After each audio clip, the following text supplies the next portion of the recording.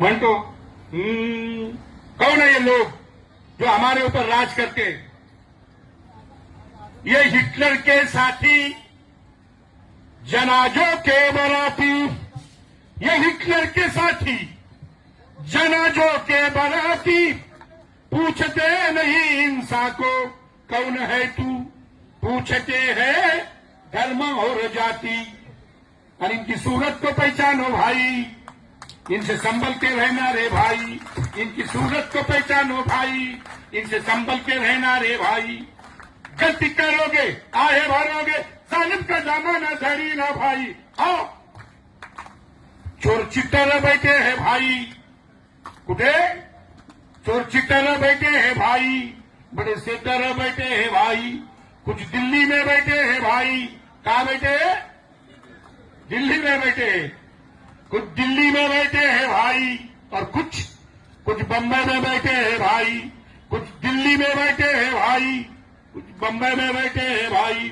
बातें राम की चली है भाई, बातें रहीम की चली है भाई, बातें वेद की चली है भाई, बातें वेद की चली है भाई, बातें कुरान की चली है भाई, बातें पुराण की चली है भाई।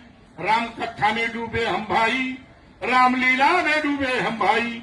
अरे राम रहीम तो अपनी जगह पे रोजी रोटी कहाँ ढूंढे रे भाई। अरे बड़े झोलर बैठे हैं भाई, बड़े सेलर बैठे हैं भाई, वे नेट पे बैठे हैं भाई, वे जेट पे बैठे हैं भाई, इंटरनेट पे बैठे हैं भाई, जंबो जेट पे बैठे हैं भाई, खाली पेट हम बैठे हैं भाई, सूखे खेत पे बैठे हैं भाई, जली जिंदगी बैठे हैं भाई, वे साइबर के सेठ है भाई, हम सत्संग में बैठे हैं भाई, साधु संतों के संग में है भाई, आशा राम के रंग में है भाई। ये जो साधु संत लोग हैं, ये सुबह सुबह टीवी खोलते हैं तो एक बाबा आता है, वो कहता है हवा ले लो, हवा छोड़ो, हवा ले लो, हवा छोड़ो। मैंने बाबा को बोला, बाबा पूरा देश पंक्चर है, क्या हवा लेंगे और क्या छोड़ेंगे। ये आसाराम बापू, ये अनिरुद्ध बापू एक नंबर के खिसे कापू, ये पैसे तो लेते हैं, ये चोर है एक नंबर के। उसके अंदर का वो जो आसाराम बापू है वो तो जेल में अभी, वो छोटी बच्ची के ऊपर बलात्कार किया।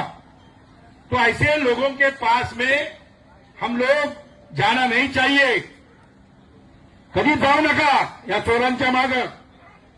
मी मागाशी बोललो की मी विठ्ठलाचा, कारण त्याचे जात नाही, त्याला काही धर्म नाही, अशा ठिकाणी ठीक आहे, पण फार देवाधिकाच्या नादाला लागायची तशी गरज नाही। पण त्याहून भयंकर आहेत हे बाबा। हे बाबा फक्त पैशाचं पाकिट मारतात का? नाही, ये भेजे का पाकिट मारते है,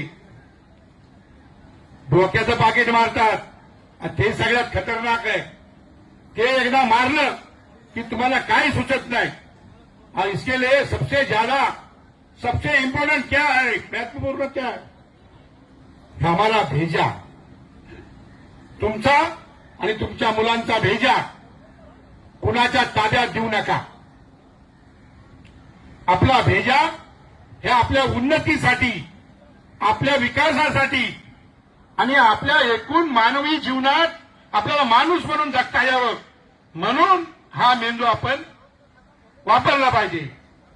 साधू संतों के संग में भाई, हे साधू संत कुणाचे आहेत? हे जे बसलेले आहेत आता दिल्लीमध्ये, कुणाचं सरकार आहे दिल्लीत? माझ्याशी बोला रे, हा आरएसएसचं सरकार आहे। आणि त्यांनी काय केलं, हे असे बाबा बुवा सोडले, तुमच्यासारखी साधी माणसं त्यांच्या कच्छपी लागली, लाखो लाखो लोक त्यांच्या प्रवचनाला तिकडे जायला लागले। ते त्यांनी ते प्रवचन केलं आणि सांगितलं की कमळावर शिक्का मारा, तुम्ही मारला। आता ते बोलले अच्छे दिन आएंगे, आले का? अरे अच्छे दिन आए क्या? हाँ नहीं आए ना, तो फिर अभी क्या करने वाले? अरे क्या करने वाले बताओ मुझे।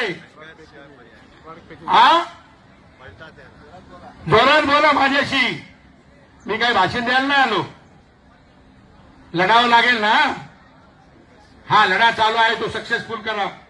साधु संत के संग में भाई, आसा राम के रंग में भाई, सत्य साई की भाषा में भाई, सतयुग की आशा में भाई, सिलिकॉन के वैली में भाई, सिया राम का मार्केट है भाई, वॉल स्ट्रीट पे बैठे हुए भाई, वानर सेना हम बन गए भाई, अमेरिका से देते हैं झटका, अयोध्या में हमने खाया है फटका. आता बघा ते मोदी सरकार आहे पूर्ण अमेरिकेच्या ताब्यात आहे. त्यांनी बोलले की तेल इथून घेऊ नका. आता डिझेल आणि पेट्रोल मिळत नाही है ना, गॅस सिलेंडर मिळत नाही. हे अमेरिकेच्या इशाऱ्यावर चाललेलं आहे. आणि म्हणून हे शैलेंद्र किंवा सुबोध मोरे यांनी तुम्हाला सांगितलं असेल की अमेरिकेशी आपला अमेरिका कशी बघते आपल्याकडे. आणि आपले नेते जे आहेत ते त्यांचे पाय चाटतायत. ते जुनं गाणं होतं ते, देखो देखो देखो भैया अमेरिका वाला आया, गोला बारूद लेके बंदूकें लेस करके, प्रधानमंत्री पूछ हिलाता. तो माहिती आपला प्रधानमंत्री तिकडे जाते ते एक इफिशन फाईल मिळेल ते सांगतील तुम्हाला सगळे. प्रधानमंत्री पूछ हिलाता, मुख्यमंत्री पैर चाटता. देखो देखो देखो भैया अमेरिका वाला आया, अपना ही चीनी लेके अपना ही पानी लेके, बनाया कोको कोला पी जाओ पेप्सी कोला, नींबू पानी गन्ना रस को मार भगाया. देखो देखो देखो भैया अमेरिका वाला आया. गुलामाला गुलामीची जाणीव करून दिल्याशिवाय तो बंड करून पेटून उठणार नाही.